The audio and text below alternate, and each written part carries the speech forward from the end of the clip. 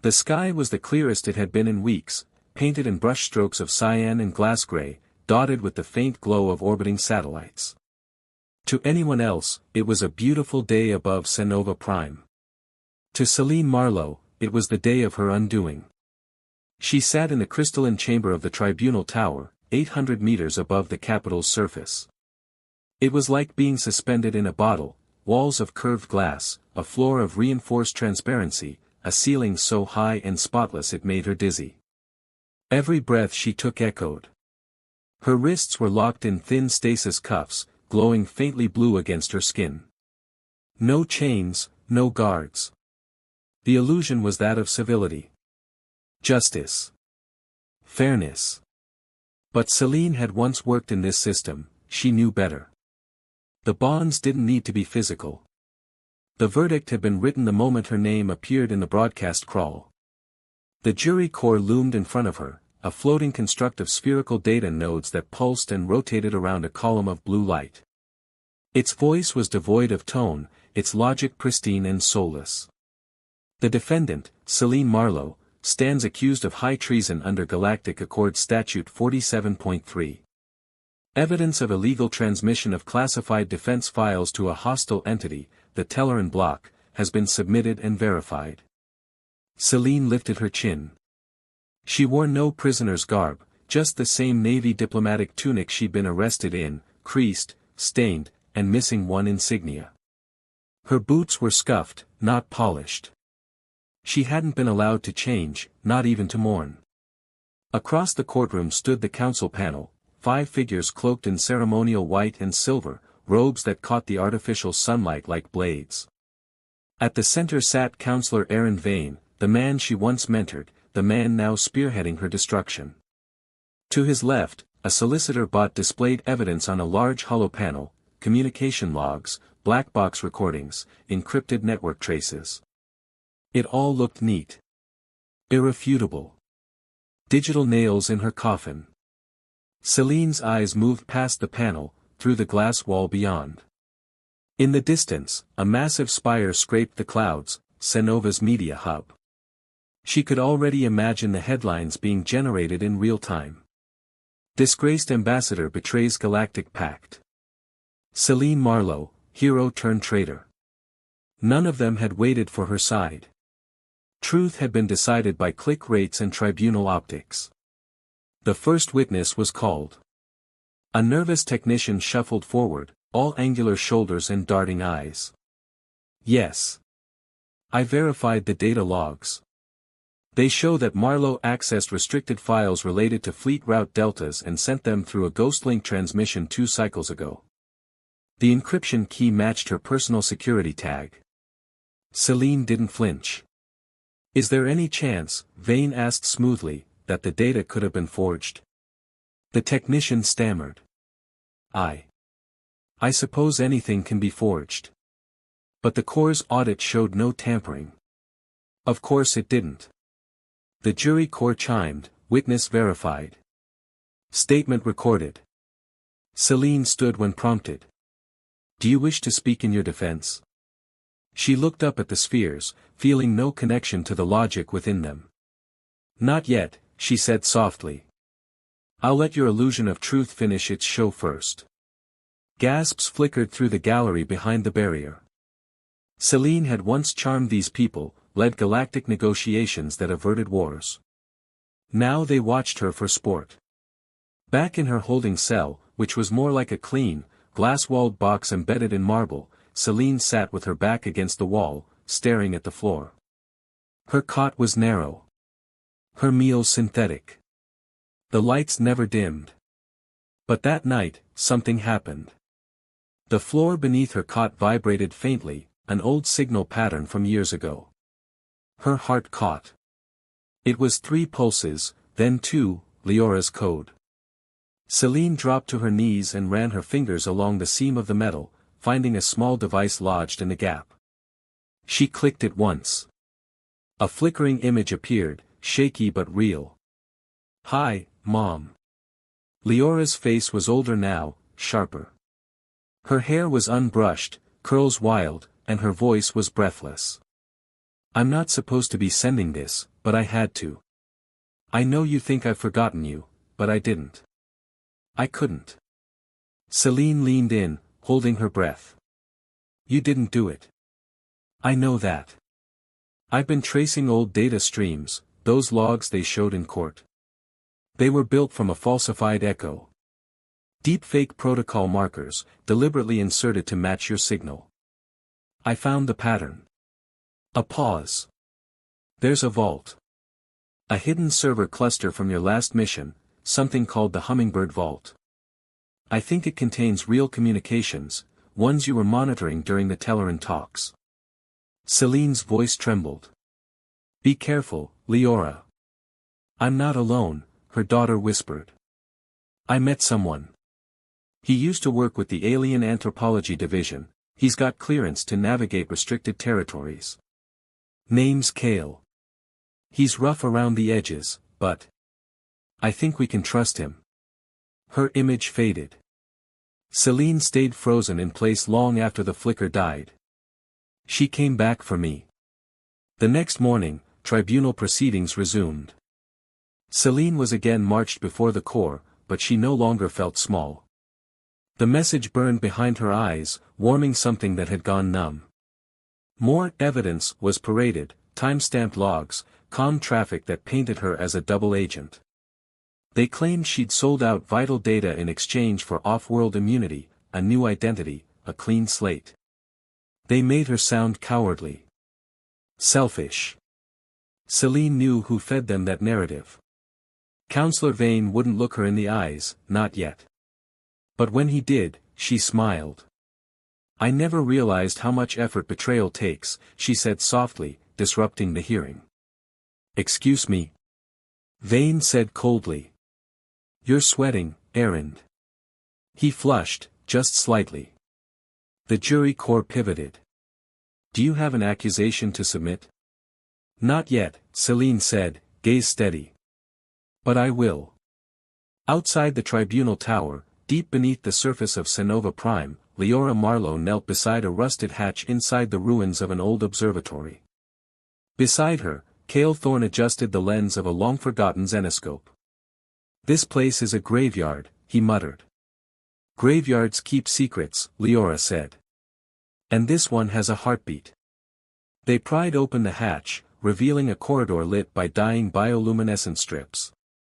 Ancient tech hummed in the walls. As they stepped inside, Leora felt her pulse quicken. My mother used to come here when she didn't trust central servers, she said. She always said, truth doesn't like lights. It grows in the dark, like roots. Cale glanced at her. That why you're doing this? For her. She didn't answer right away. Yes, she said at last. And because I'm tired of everyone deciding what she was, what I am, without even asking. He nodded.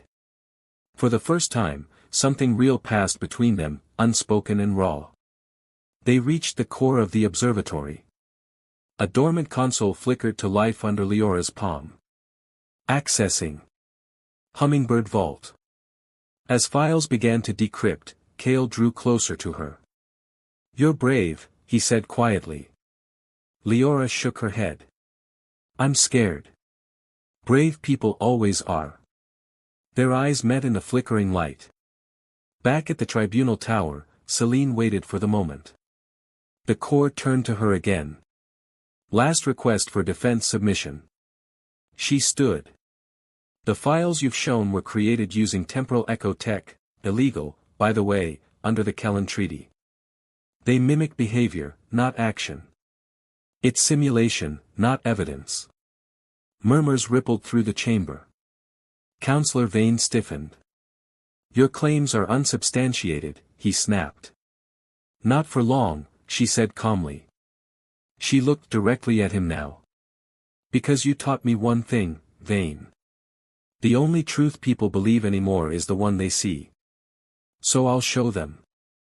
The observatory groaned around them, ancient metal bones shifting with age and pressure.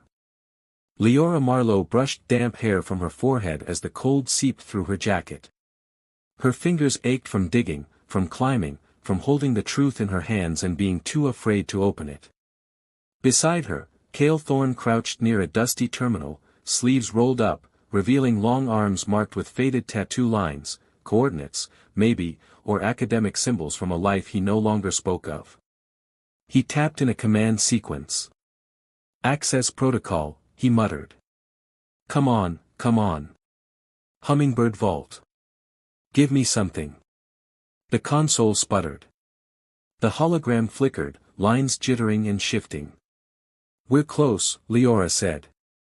"My mother always said she trusted this place more than she trusted people." "Smart woman," Cale replied, not looking at her.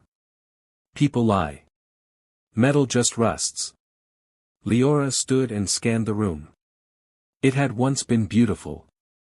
She could see the shape of it, a circular dome, ceiling made of reinforced translucent alloy, once used for stellar mapping. Ivy had cracked through a corner, curling toward the stale light. She knelt at a sub-panel beneath the console.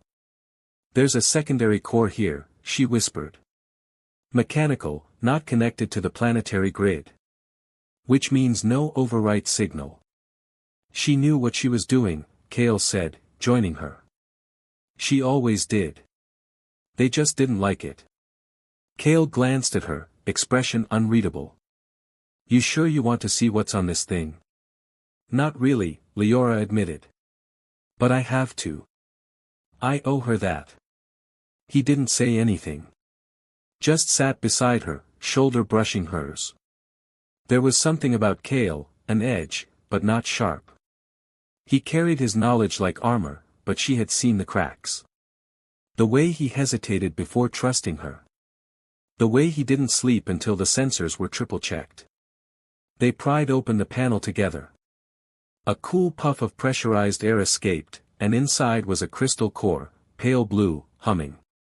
Leora's breath caught. She called it the Hummingbird Vault, she whispered.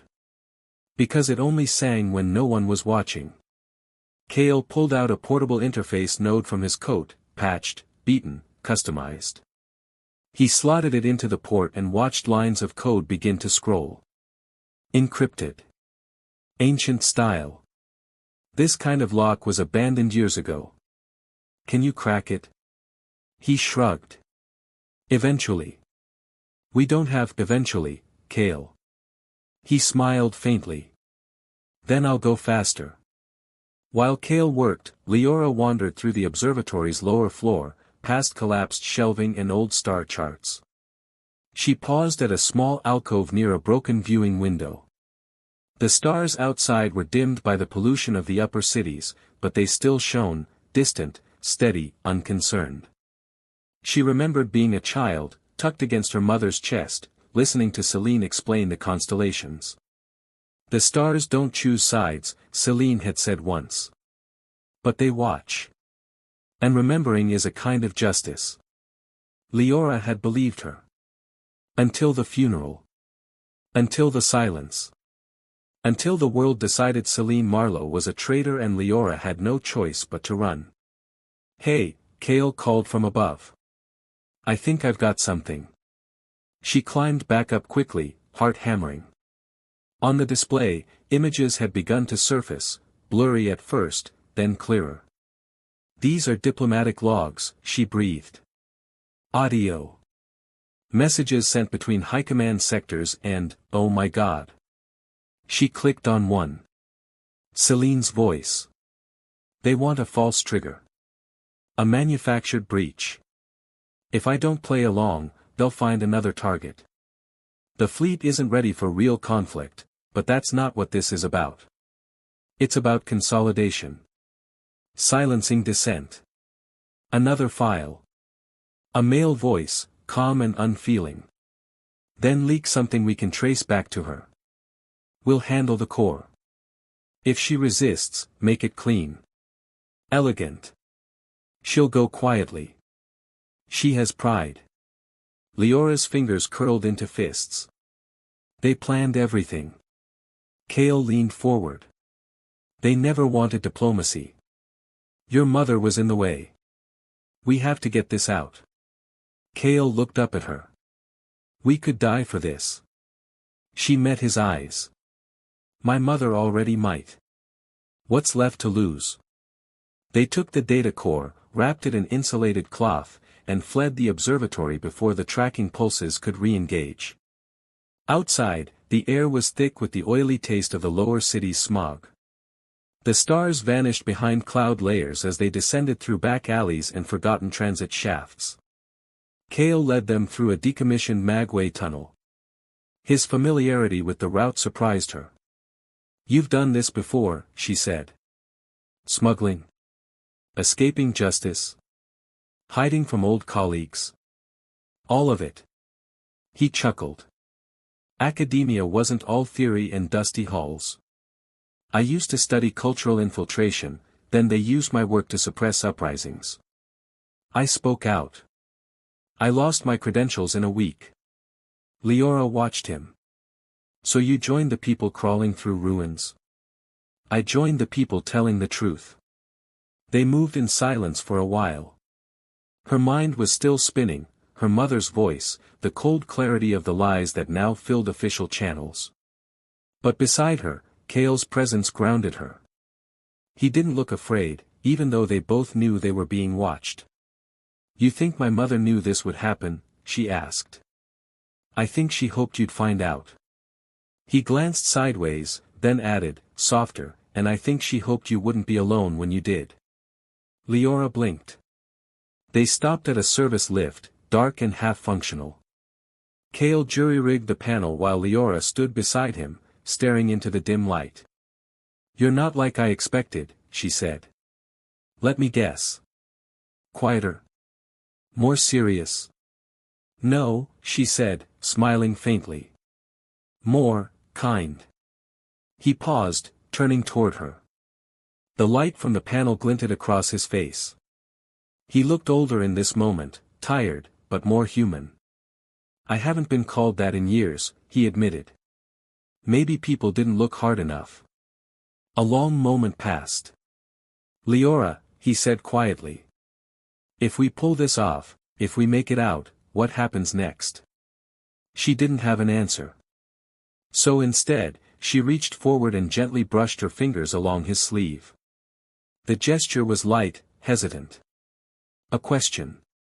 Kale didn't pull away. They reached a safe house buried under a collapsed hotel, long since abandoned by the upper districts. Inside, walls of old thermal glass flickered faintly with residual charge. Leora laid the cord gently on a table and looked at Kale. We need to broadcast this to an external relay, she said. One that reaches the orbital comm towers. Kale rubbed his jaw. There's one place that might still work. But it's not pretty. Where? Old Skyframe Plaza. Used to be a media hub before the purge. Burned during the Freecom riots. They shut it down, but the backbone signal is probably still there. And it's guarded, Leora guessed. Heavily. Then we'll go at night. He hesitated. You could just send me. You don't have to risk. Kale, she said firmly, I'm not letting anyone else carry my mother's voice. There it was again, that stillness in him. The way he looked at her when she stopped hiding behind facts. You're brave, he said again. I'm just angry. Same thing. That night, they moved across the city, blending with the flicker of neon signs and shifting banners. Leora wore a hooded coat borrowed from the safe house. Kale carried the data node under a case of old research tools. They reached the edge of Skyframe Plaza just past midnight. The tower loomed like a burned-out skeleton, sharp spires piercing a cloud that no longer rained. Drones circled it at odd intervals. Automated security systems twitched in the dark. Leora looked at Kale. How much time will we have? 5 minutes. Maybe less. They slipped inside through a broken cargo lift shaft. Up the metal rungs, through the empty core of the building. Ghosts of old broadcasts flickered on shattered screens. Slogans. Lies. The face of Vane when he was still pretending to believe in justice. The relay terminal sat at the top, connected by old fiber to orbital lanes. Leora plugged in the data node. The screen came alive. Sending to 7 nodes, she whispered. 3 outside the system. 4 local. If we're lucky, one of them gets through. Kale stood behind her, eyes scanning the stairwell. You're amazing, he murmured. Not yet. The screen flickered again. Upload complete. And then. Gunfire. Below. Run. Kale shouted. They scrambled down the tower, chased by soldiers, real ones this time, not city thugs. Celine had been right. The core was compromised. They reached the bottom floor. Explosions rocked the ceiling.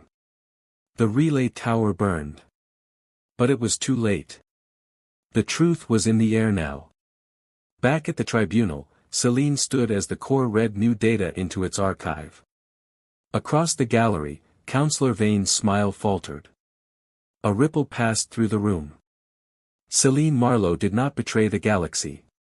The galaxy betrayed her. And now, the stars were watching. The tower still burned. From the broken rim of Skyframe Plaza, the flames arced high into the polluted sky, smoke turning violet under the haze of Cenova Prime's twin moons. Cale Thorne sat beside Leora in the ruins of a shattered corridor, both of them breathing hard, lungs burning from ash and adrenaline. The data node was gone, uploaded and transmitted, but the chase had not ended. The core's silence since the transmission scared him more than any fire. He knew that kind of silence. It was the silence before retribution. Beside him, Leora winced as she pressed cloth to a shallow cut on her shoulder. She didn't complain. Didn't ask for help. But Cale noticed her hands were trembling, just slightly, the same way his did when he let the memories in. They'll come for us, she said, voice ragged. They already are, Cale replied. We just lit a fuse. She looked at him then, really looked. Her cheeks were dirty, her lip cracked, but her eyes were bright, alive. Do you regret it? He thought of the data node. Of Celine's voice, raw and vulnerable. Of the coded betrayal in Vane's statements. He thought of what it cost to do the right thing. No, he said. But I'm afraid. Of them? He hesitated. Then. Of losing you. The words were out before he could stop them. She blinked, surprised, but not angry. Cale. I've run from things my whole life, he said quietly. From the institute, from the tribunals, from what they turned my research into. But I stopped running the moment you said we'd do this together. Leora reached out slowly and took his hand. Not out of fear. But choice. Then don't run now. They fled through the underrail tunnels of the city's old transit grid, a maze of abandoned stations and forgotten elevators. Cale led the way, trusting memory and instinct, while Leora stayed close behind, quiet but steady. They reached a service junction nestled beneath District 10, a safe house of Cale's from years ago, long before he'd met Leora. He hadn't been back since the day he burned his credentials. Inside, the lights flickered weakly. The air smelled of rust and old dust. He collapsed onto the floor, gasping. We'll be safe here, he muttered. For a while. Leora crouched across from him, rubbing her hands. You've done this before. Too many times. Tell me, she said. I want to know. Cale hesitated. But something in her gaze undid him. He wanted her to know. Needed someone to remember. He had once been a researcher with the Interstellar Ethnosystems Department, a think tank tasked with studying alien civilizations and finding diplomatic leverage. At first, he believed the work mattered. Then came the shift. His discoveries were twisted into psychological warfare tools. Patterns in alien mourning became ways to time surgical strikes. Social hierarchies were charted only to sow discord. He protested. He begged his superiors to stop. They stripped him of his credentials. Then they sent enforcers to his door. I lost everything, he said. Reputation. Funding. My team. I've lived on scraps ever since, ferrying stolen truths to people too scared to say them out loud. Leora listened, silent. Why help me, then? She asked softly. Why risk all this? He met her eyes. Because you reminded me why I believed in the first place. Your mother's voice was fire. Yours is the wind that carries it. Leora swallowed hard. I'm scared too, she whispered. He reached for her hand again, slower this time. Stay scared. Just don't stay still. They rested for hours, not sleeping, neither could. Every distant echo in the tunnels made them flinch. Above them, the city spun faster. The tribunal hadn't issued a statement since the data leak, and the silence was roaring. Then, without warning, the safehouse's light dimmed. Kale sprang to his feet, drawing a small plasma pistol. Leora tensed. What is it? Power grid just dropped to emergency. Someone's closing in. They scrambled to pack. Kale grabbed the rest of his tracking gear, while Leora resecured a secondary data drive.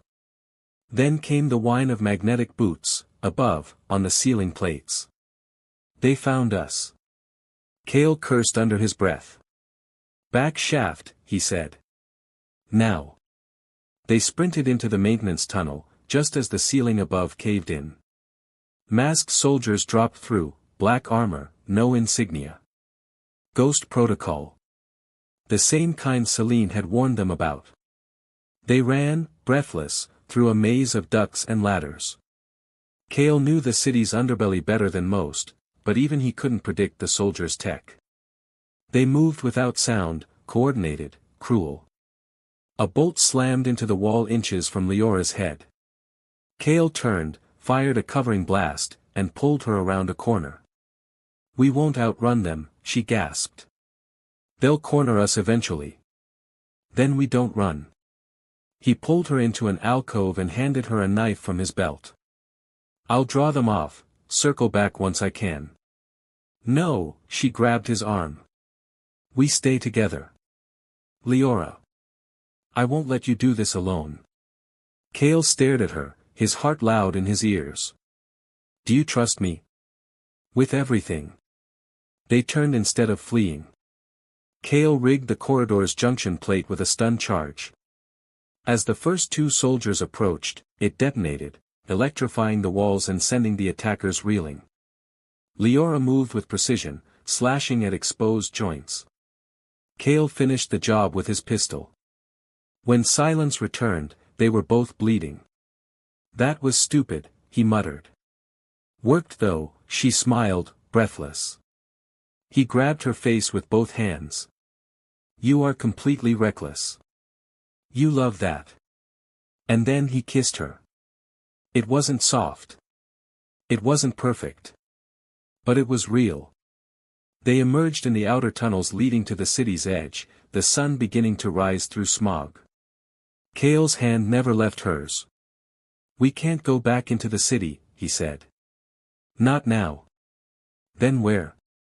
The orbit ring, he said. We launch off-world. Get to an independent relay. The data needs to be repeated, backed up. And what about my mother?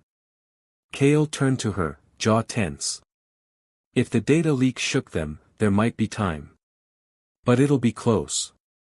She'll be sentenced soon. Not if we burn down the rest of the lie. Leora looked at him. Do you believe we can? He didn't answer with words. He just pulled her forward, into the rising light. Back at the tribunal, Celine Marlowe sat alone in her cell, replaying her daughter's voice over and over in her head. The silence from the core had changed.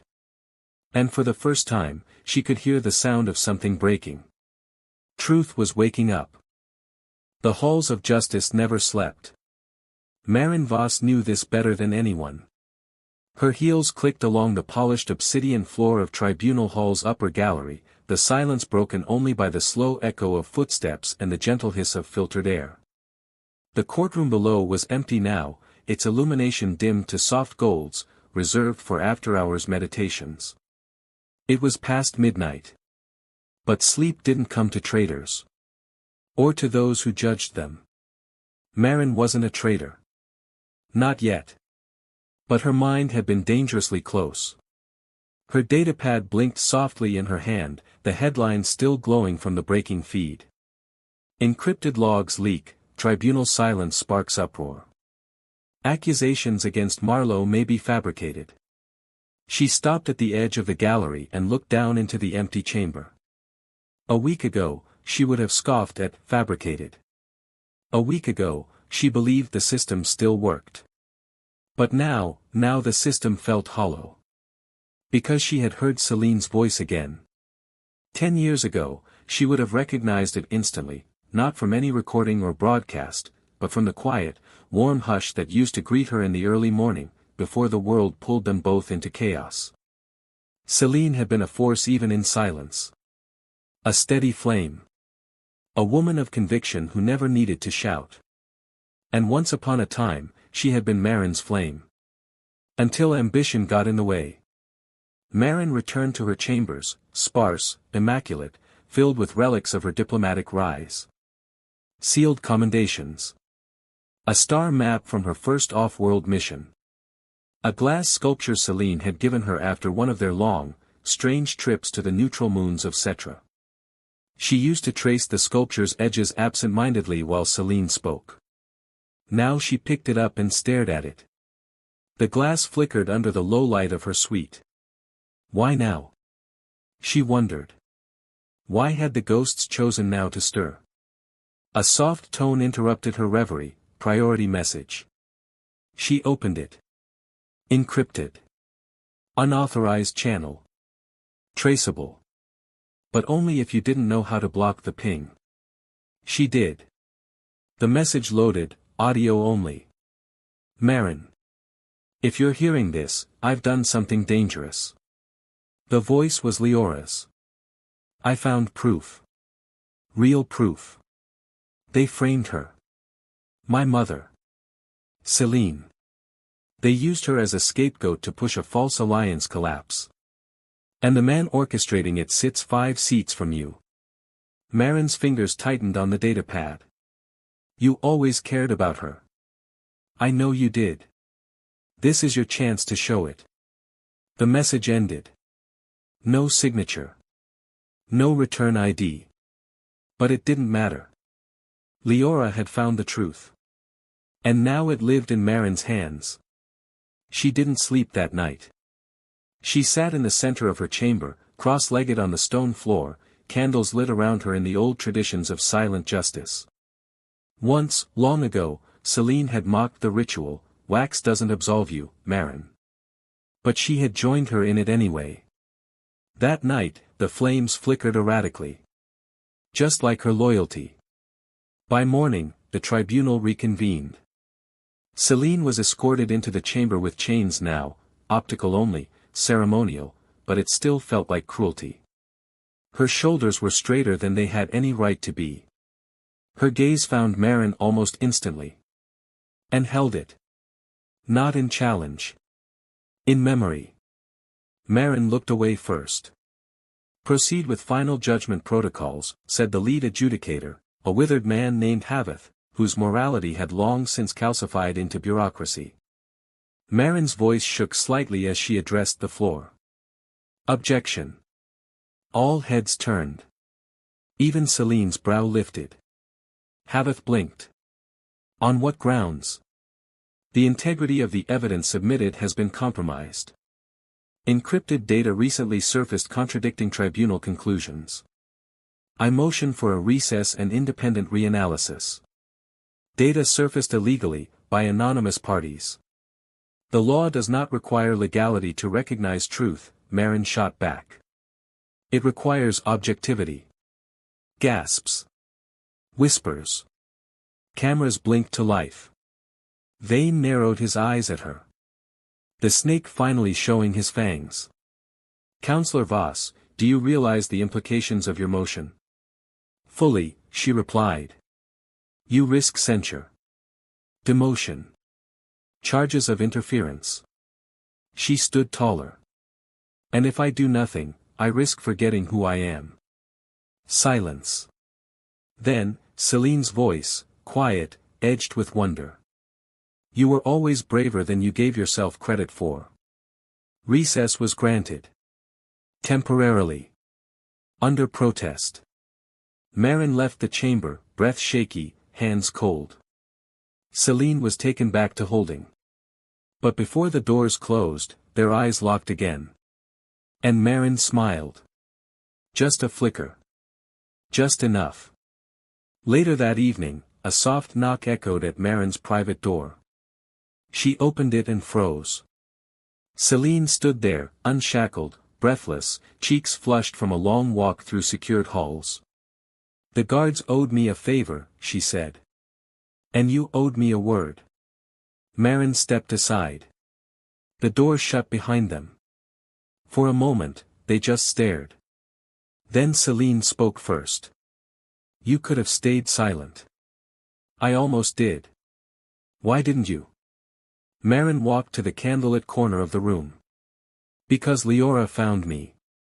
And because I remembered the way you used to say my name when you were angry.